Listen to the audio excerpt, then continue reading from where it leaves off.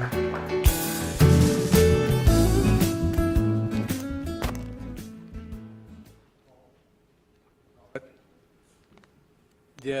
colleagues and friends, in recent months, capital has been flowing out of developing Asia as fears rise of interest rates going up. For too long now, global money supply has been kept too loose, as a result of which we have a perverse situation today. When US economic data is poor, the Dow goes up because it becomes less likely that the Fed will tighten. Instead of the stock market reflecting the real economy, the stock market becomes a play on what central bankers are going to do.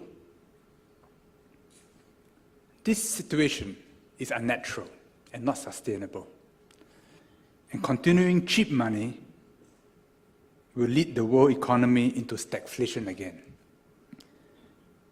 and possibly to a new global economic crisis if central banks lose control of long-term interest rates.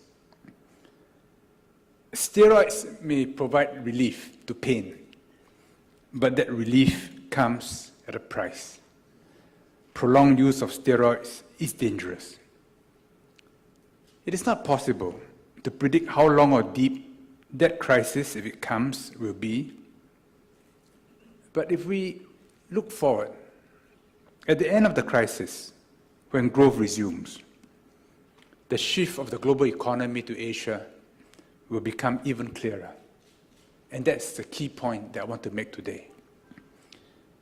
No serious economy, for example, doubts that China will overtake the US as the world's largest economy by mid-century, and this is a very conservative estimate. Despite the present capital outflow, the growth story in Asia has still a long way to run. China, for example, is only half urbanized. Regardless of what happens economically or politically, urbanization in China will continue, roughly at 1 percentage point a year. And so too with the rest of Asia. This is a powerful trend which can only be aborted by nuclear war or global pandemic. The quality of urbanization will of course depend on the quality of governance. So in some cases, like in China, it's quite orderly. In other places, it can be higgledy-piggledy. But whatever the quality of urbanization, the scale of it is huge because the combined population of East, Southeast, and South Asia is more than half the world's population. So we're talking about big numbers here. With the IT revolution, the flow of knowledge to Asia is a flood. Hundreds of millions will join the global marketplace by moving into the cities. Growth means a more complex division of human labor in the economy. It means greater movement of information, money, goods, and services. It means logistics. Logistics is the lifeblood of any economy. Those of us in the industry see firsthand the way the blood is flowing and what's in the blood. Like viewing an angiogram of the economy. We see trends ahead of production data. Whether the economy goes up or down, you are likely to see it first. And for this reason, economic forecasters consider logistics data as important forward indicators. The biggest story in global logistics today is the growth of Asia. Asia, from being a producer of manufactured goods, is increasingly becoming also a consumer of manufactured goods. In the past, MNCs treated non-Japan Asia as a peripheral market and were often content to let others be the agents. Today, we see more and more of them taking back their agencies as Asia becomes their core growth market. No MNC can afford to be without a China strategy. We are seeing Asian logistics evolving rapidly from the transportation of manufactured goods to the West and Japan to one which is two-way, in fact, multi-way. As Asian middle-class consumption grows, distribution into Asian cities will become more complex. Asian 3PL will become more prominent. As Asian 3PL develops, Asian logistics companies will play more important roles. Each country, each region has its own peculiarities. Knowledge of local conditions is always critical. Every border crossing is a challenge, sometimes a nightmare. Intra-Asian trade continues on an upward trend. ASEAN-China will soon reach $500 billion a year. The integration of the economies of ASEAN and China has brought Southeast Asia and China much closer together, despite disputes over territorial claims in the South China Sea.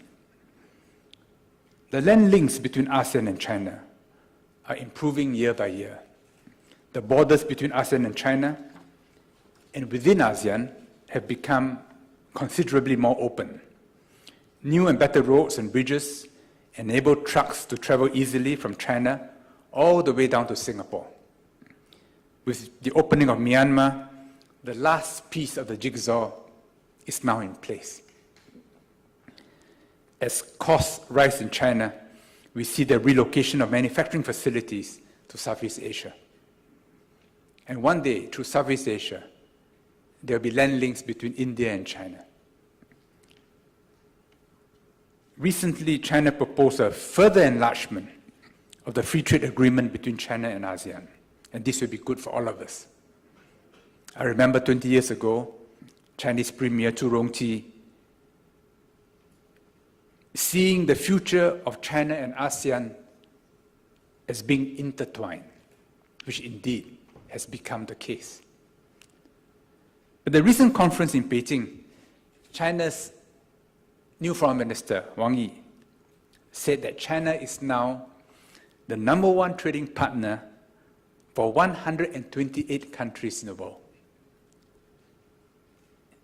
In the UN, there are 192 member states. And for 128 of them, today, already, China is the #1 trading partner. Translate that into pattern of logistics and how important China is as a focus of the global economic exchange and trade. Realizing that logistics in China can be much more efficient, the Chinese government has identified as a key sector for attention and progressively opening up the logistics industry. We can expect Chinese logistics companies to internationalize, and international logistics companies have no choice but to invest more in China. China has become a major integrator of economies in the developing world. China's trade with India is reaching $100 billion, which is about the same as China's trade with Brazil. And with Africa, the China trade has crossed $200 billion. And all the trends are going up. While the West and Japan will remain important for a long time to come because of the size of the economies, there is no doubting Asia's tremendous growth potential centered on and around China. India, with its large population, which will, in not too many years' time, overtake China's, will also figure more prominently although it is likely to remain a distant second to China for some time. Lacking China's centralized governance, India's progress has many twists and turns, but the general direction is not in doubt. The fall in the value of the rupee is a big headache for the Indian government now. It reflects the poor macroeconomics of the country. However, for the towns and villages, the growth is already organic. New highways and roads are quickly choked by increased car and truck traffic.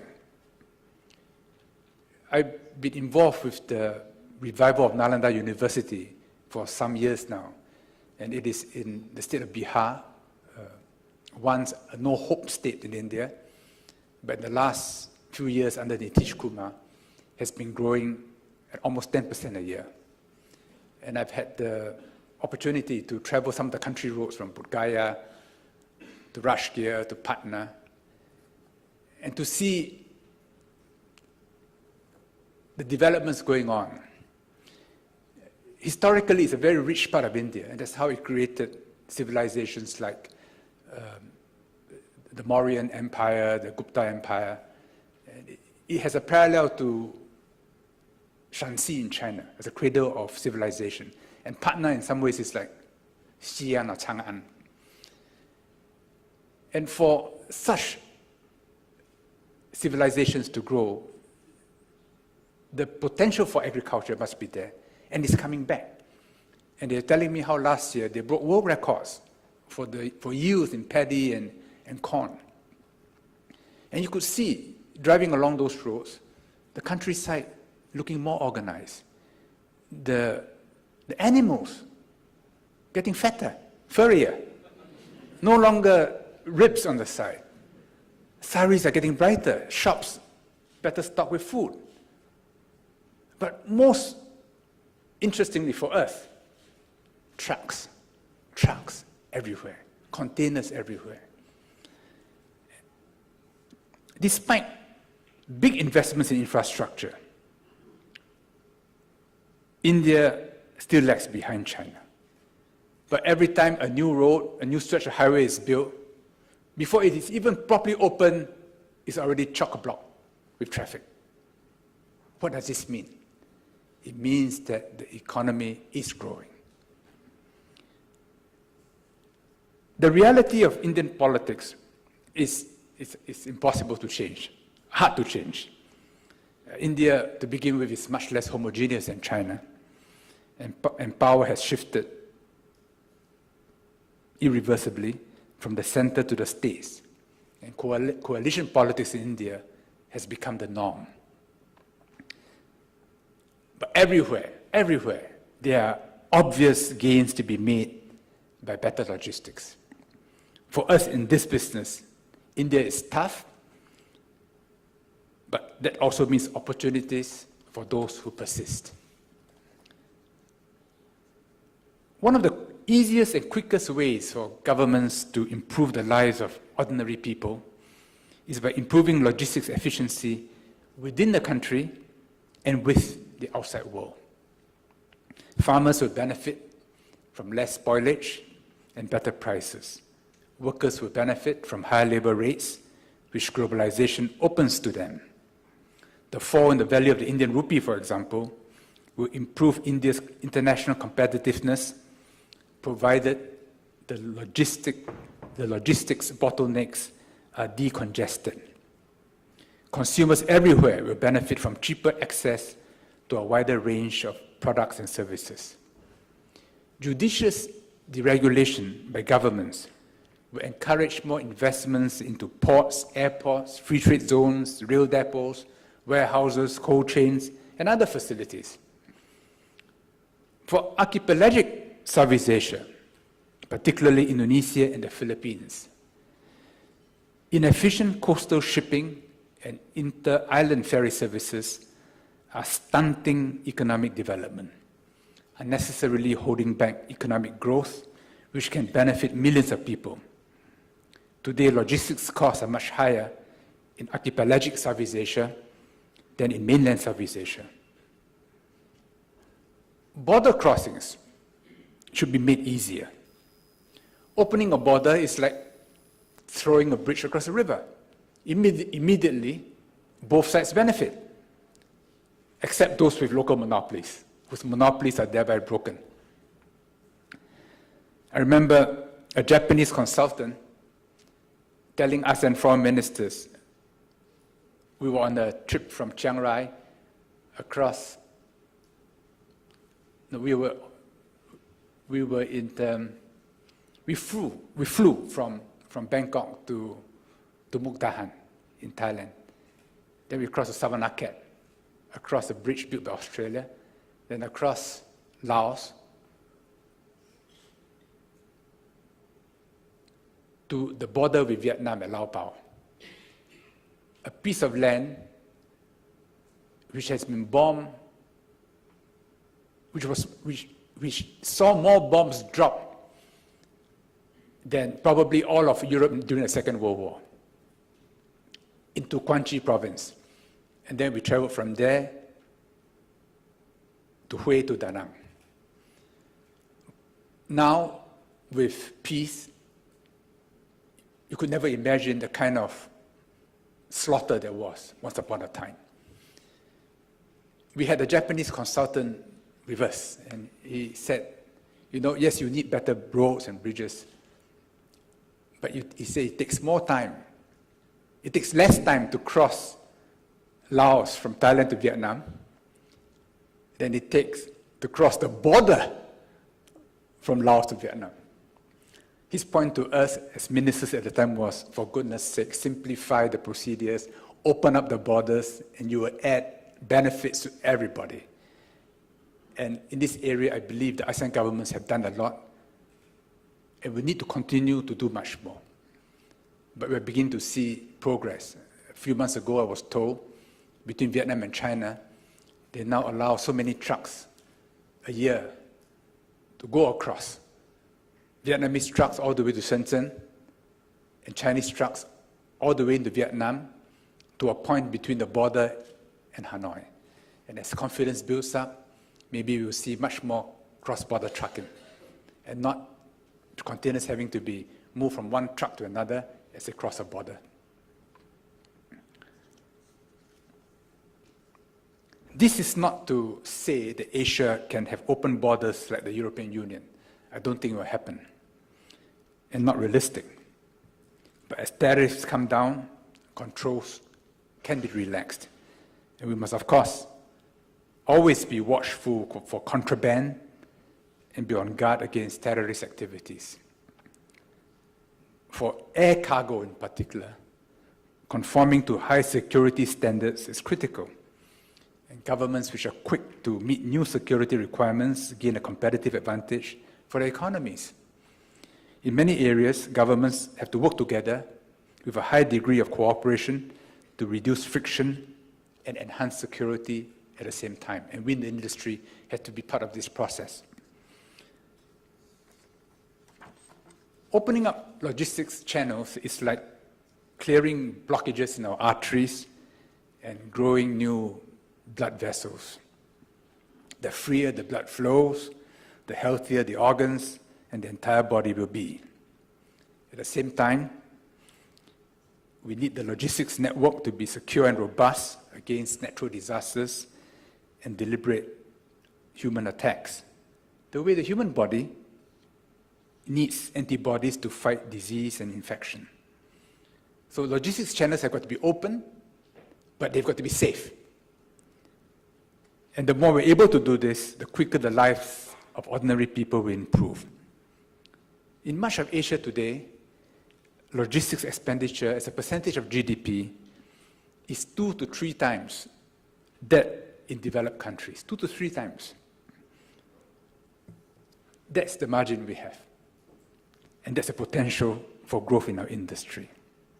Much gain to be made. We're in industry which will grow for years to come. And to reinforce the point made by Robert earlier, I hope more talented and creative young men and women will join our ranks.